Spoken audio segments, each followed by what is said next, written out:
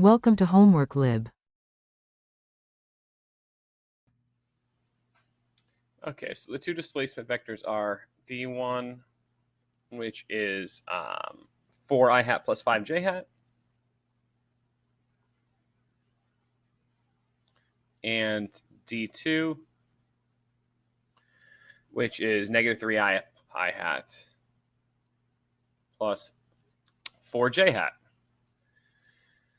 Okay, the cross product d1 cross d2. Here we have only I and j terms, so we're going to be left with just a k term. So this is going to be equal to d1x times d2y minus d2x d1y times k hat.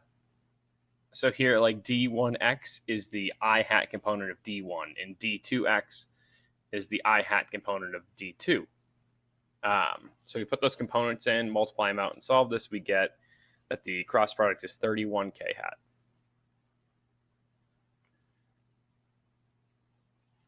B, the dot product.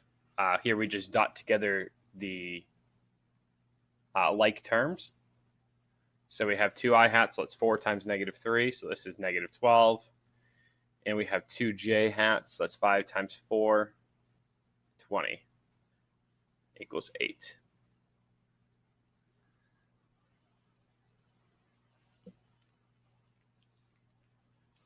So d1 plus d2 dot d2. So d1 plus d2 is, so 4 plus negative 3, that's just 1 I hat. 5 plus 4 is 9 j hat. And we're going to go ahead and dot this with d2, which is negative 3 I hat plus 4 j hat. So negative 3 times 1, that's just negative 3. 9 times 4, that is, 9 times 4 is 36.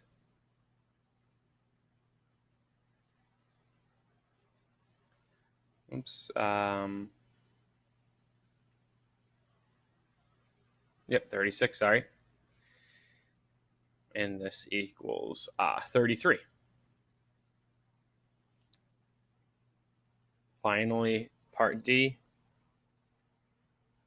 The magnitude of D1. Okay, so we have to figure out the magnitude of D1, which is just the square root of 4 squared plus 5 squared, which equals 6.4. And the dot product